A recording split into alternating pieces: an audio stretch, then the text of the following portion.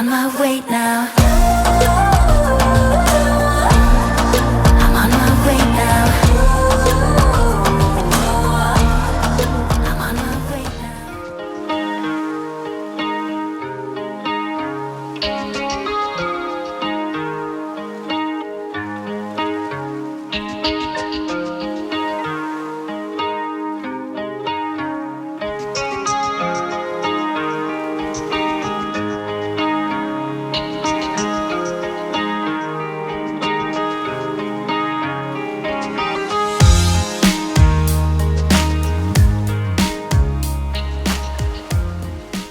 So we're both very curious how many of you have went on a vacation before for say a week or 2 weeks long and said when the vacation came to an end, if only I could just stay here longer.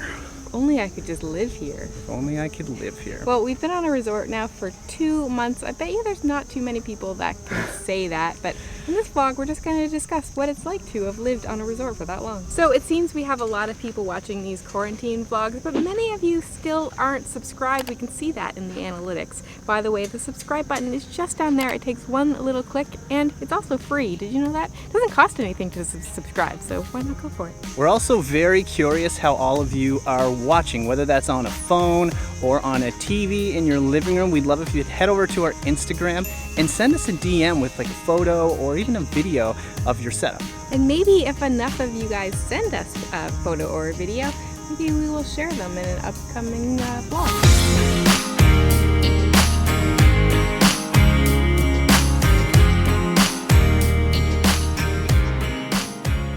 You guys, it's so incredibly hot here. We sound like a bunch of broken records, I know, but it's like 32 or 33 degrees. It just finished raining. The sun's out again. It's so humid. It's so humid. Yeah, I'm sweating so much. It's been raining a lot more lately. Yesterday I think it rained all afternoon, but after the rain it just gets so humid. Oh, that's why I'm sweating like massive amounts. So for those of you that are new around here, we're going to try to give you a bit more context. We've been at this resort here for 2 months, but when we use the word resort, I mean it is a resort, but it's a very small one. Yeah, so there's only I think 10 rooms, and there's only 3 couples here at the moment, so only 3 rooms are occupied. There's a pool in the middle, there's a little restaurant, and then we're on the beachfront, so it's pretty nice, but very small and quaint. Yeah, and it's been mutually beneficial to both us and to the staff and just the hotel in general. There's like no tourists in El Nido right now. I think there's like less than 100. We're 2 of those.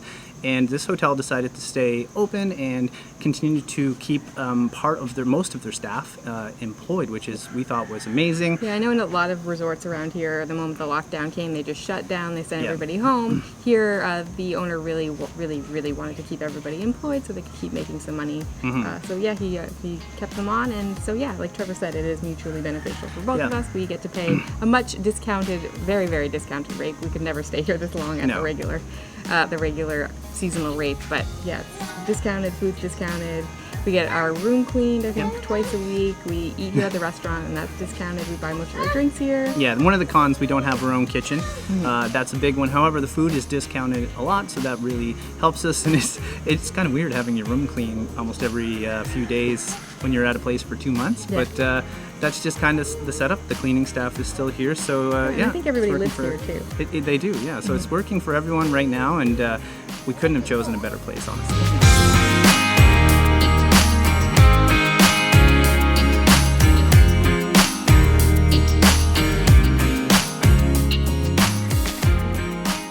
So the village is actually located outside of El Nido town in a little village. Feels very authentic. We recognize the majority of faces now after 2 months, and to the point of when we see somebody we don't recognize, we're like, who are you? Where did you come from?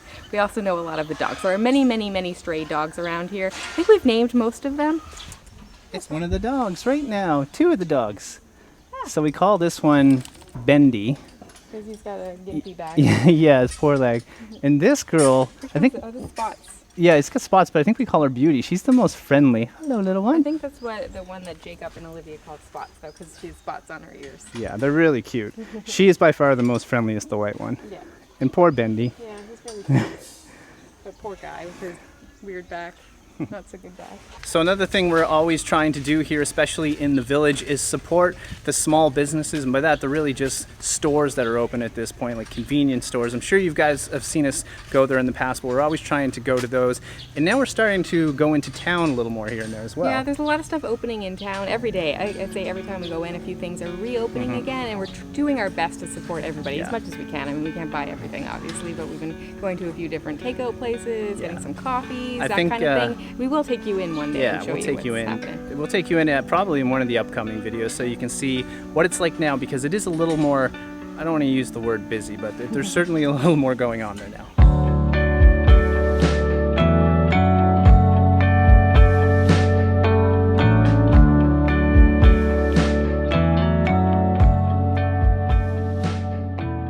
So we are now down in the pool. There's some dark clouds back. I think it's gonna rain, so hopefully we get this done first. We thought we'd go through the pros and the cons of what it's like to be in a resort for 2 months. Let's start with the cons. One big thing, probably the biggest thing, is that we don't have a kitchen. It would be great if we could cook our own food, but that's just not an option here. There's a restaurant here and they cook for us. That's the biggest, probably the biggest con. We'd love to have a kitchen, but another thing, we don't have a kitchen, and we also don't have a fridge in a room, which is a con, because if we did, I think we'd be buying have more snacks, yogurts, things like that. So definitely there is a fridge that we can use, but there's only a little bit of space kind of. Yeah. And I think another con is just living in a hotel room for 2 months. I think if we were living like in an apartment or in a house, we'd feel a little bit more like at home. I feel like this feels like someone else's space, like it's not our own place. Yeah, it doesn't quite feel as homey as we'd like. I mean, you're super comfortable. It just doesn't. It feels like someone, that we're living in a hotel room, basically. Yeah. All right, let's talk about some of the pros. There's quite a few of them. One being breakfast is included with just the price in general. That is a huge perk, so we don't have to worry about breakfast every day. What we do is we saves us some money too. Yeah, and we try to eat pretty late, like a late breakfast, and then we just eat one other meal a day, so it's like 2 meals a day. We're only purchasing one. That is a big plus. The other one is Wi-Fi. So many people asked us, why didn't we move to another accommodation? And the big one is Wi-Fi. We don't just make videos, we work online as well. We do websites, things like that. So we have to have incredibly fast internet to be able to do that. I've been on a lot of meetings lately and things like that. So that's basically a requirement. And a lot of places around here just don't have, some don't even have Wi-Fi at all. Yeah, so, exactly. It's definitely a necessary thing. Obviously, this pool is a huge perk.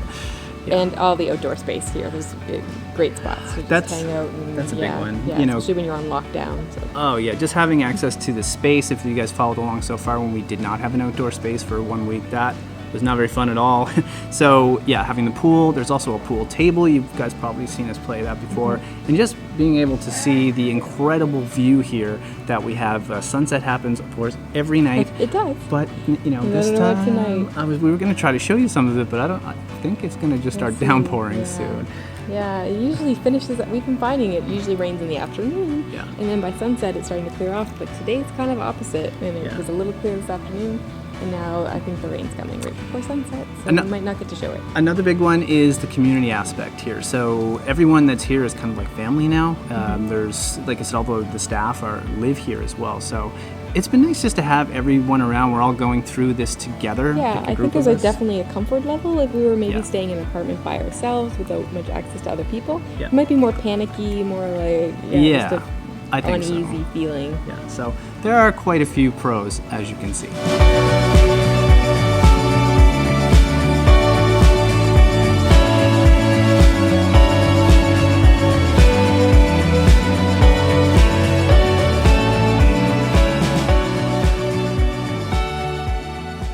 All right, welcome to the next day. We are back in our trusty swing chair. Finally.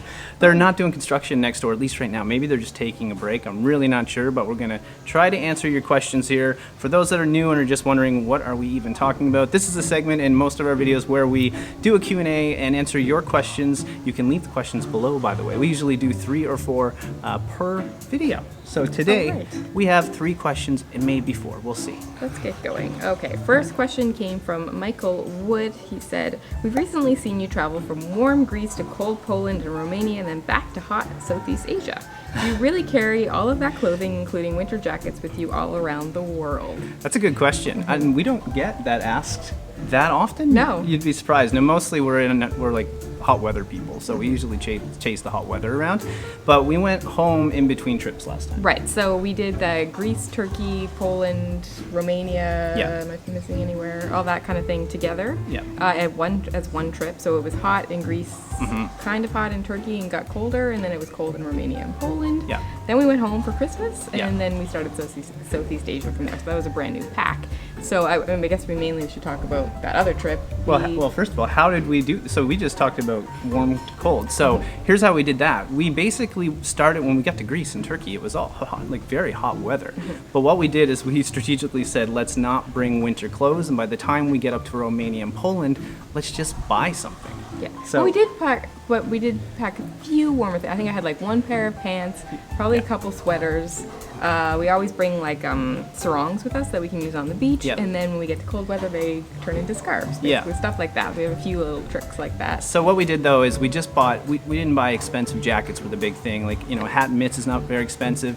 I bought a jacket that wasn't like a full-on winter jacket, but when I had a sweatshirt and the sarong, she said, I was nice and warm. And what we usually do in this case is when we get back to Canada, we just might donate that. It wasn't very expensive. We just looked for stores like H&M or something like that. Yeah, So- stuff that's not. And I think I bought a pair of boots. You maybe bought a pair of sneakers that'll definitely be sticking around. I love them. And what else? Oh, but each a pair of jeans. So we each had like Yeah. 2 pairs of pants, a jacket, some layering things Yeah. as well. So that's how we do it. But in between all that, when we went home, now we're over here, we just didn't take winter clothes. But the trips where we're in cold weather, they're the hardest for us to pack for sure. Yeah. All right. Next question comes from Cheryl Frank. Loved your vlogs in Greece and Turkey. Thanks. Thank How you. long does it take for you to set up a shot, and do you get strangers to take still photos of you too? That's a good question. It takes longer than you think. Even right now, I have the camera on a chair, and we have just like a small tripod. I wouldn't even call it a tripod. So sometimes it takes a while to get that balanced out and steady so it doesn't like fall. We need to get an actual real tripod. Yeah, we for need sure. a- I we can't need a believe we don't tripod. have one. Other things, sometimes if we're depending on the scene and the type of shot, we might try to wait for some people just to kind of move out of the way. Yeah, especially when we're doing travel vlogs, not vlogs so much like this, but we have one when you're in a big crowded space and there's loud people near you, you might need to Yeah. wait for them to move. Yeah, weather's definitely a factor too. Sometimes that plays a huge factor into setting up your shot. If we have a drone or something, if it's too windy, we have to kind of wait it out or just not do it at all. And sometimes lighting. Like right now, I'm looking up. Like the sky is today. It's not very even, so there's some like big clouds, and it like looks like it could rain, but there's lots of blue patches. So we try to make it even, like even out the lighting, if that makes any sense. We at all. also have joked before that it would be funny to do like a behind the scenes video because Yeah. sometimes it feels like the world is just working against you to get a scene done. Yeah. Sometimes we'll have something we want to say and then one of us will screw it up inevitably. And then after that, it's like every time you go to shoot it, someone will yell in the background, a car will go by. It's like Yeah. you do it 10 times and something just ruins it every single time. Let It's us hilarious. let us know if you guys want to see any of those outtakes, because what we could do is just hang on to them and put them. I think we used to do that long ago, like put a few bloopers in. But there's a lot that goes on behind the scenes. That's for sure. And do we get strangers to take photos? Still Not shots? Not really. Not really. No, It we usually don't. doesn't work out. We used to try that and it just never Yeah. worked. Yeah, so we just do it ourselves. We try to find places to put the camera and just kind of run with it. All right, third question comes from a Patreon. She's asked a few questions now. She's always full of them. Cat Kitten Rose asked, what shows are you guys watching on Netflix right now? You're What? not even watching it. I I'm don't not even know watching how any he's Netflix. surviving. I watch every night after dinner. I just sit down and watch shows, like just to chill out. He'll go on YouTube and watch some stuff, but Yeah. generally you're either working, editing, or watching YouTube. Yeah, it's a lot of work going on my end. But I mean, we used to watch some shows collectively together, and I know, well, Stranger Things is one that we are waiting to come back, so we're very excited when that happens. I'll be watching that. And I know this new season of Homeland is out, so we should try to watch that at some point. Yeah, that's an interesting one. It's nothing new, but I think a few It's the years final ago season. it was really popular, and then everyone kind of got sort of bored with it, as including us. And then we watched like the last season or two, and we were like, "This is awesome again." So I've been watching some stuff. I don't think in the US it's on Netflix, but Outlander thankfully is here, so I can watch it. It just finished its whatever, 5th season or something like that. I recently watched a show on Netflix called Hollywood. Very, very good. That's maybe it for now. Yeah. All right, you want to do a bonus question today? Bonus question. We actually got 2 similar questions from 2 people back home in Halifax. One was Pat Lee. She's also a Patreon and also a friend. Yep. And Shakes JG. Wait, I gotta say to Shakes. I know when he wrote this, he was like, I'm trying my best to see if I get this in. You got it in. Okay, so he said, what meal or restaurant are you guys looking forward to when you finally make it back to Halifax? You'll be back sooner than later, fingers crossed. Yes. And Pat Lee said, what is the first Canadian or Halifax food you will seek out when you get home? So this is relating to our own city where we are from. So for those of you, a lot of you probably won't know these places, but trying to think of like what we miss the most is brunch. Brunch. Now, I know in our part of the world, brunch is a huge deal, and in lots of other parts of the world, it's not. I'm definitely missing my weekend Caesars. Yeah. So some of the places in Halifax we usually go do that at is the Foggy Goggle, the Brown Hound, Yeah, the Brasserie, the Agricola Street Brasserie. the Agricola Street All in Brasserie. our hood. We got. I think we're probably gonna name off mainly North End restaurants, North End just because people. we love the North We End live in there. our restaurants. But on a side note, one thing I was really looking forward to when we got home was Water and Bone, and we just heard that they are Yes. permanently shutting down. I'm sure there's gonna be a lot of that. So really yeah, sad. Water and Bone was ramen. If you're talking about coffee, of course we miss Java Blend, and I'm not gonna lie, I miss latte at Cafe Lara. I miss all the craft beer, so kind of miss going to Stillwell. Yeah. And Fritos, yeah. if I think of smoothies and things like that, you can often find us at Seven Bays Cafe. We work out of there a lot when we're in Halifax, so we're always getting their chocolate smoothie. They have a chocolate smoothie that's so good. Now I'm just starting to drool over here. Yeah, if you want a cocktail, we always go to Field Guide. Field Guide is definitely our jam there. Pizza, probably Mother's Pizza or Morris East. And not gonna lie, we miss Indochine. That is Indochine. Oh, I would love some banh mi right banh now. mi has been And pho. calling your name. We tried to get a banh mi in town the other day, and it was dubbed as a banh mi, and it was like Here's a basically a baguette. chicken salad sandwich. It's good, but it was not a banh mi. We have really good food in Halifax, don't we? And drinks and Yeah. cocktails and all that stuff. We have a really good scene. We travel a lot, and often we say when we're on the road, like Halifax has a tremendous food scene. All right, we have a whole bunch of homework for you. Number one is both of us are very curious if you could or would you want to live on a resort for 2 months. What do you think? Number 2 is we already asked you to subscribe. Just head down there and push that button. Number 3 is if you have any questions for upcoming Q&As, also leave a comment below. And number 4, don't forget to head over to Instagram, take a photo or a video and DM it to us. Now, if it's your first time ever being here, you're wondering who we are, I am Trevor, this is Anna, we are the Delightful Travelers. Hit subscribe like she said, leave that comment, hit the like button, that helps us out. And for everyone that's returning, it's nice to see all your faces again. All right, guys, that's it. From El Nido, wishing you a safe and healthy quarantine. See you soon. Oh,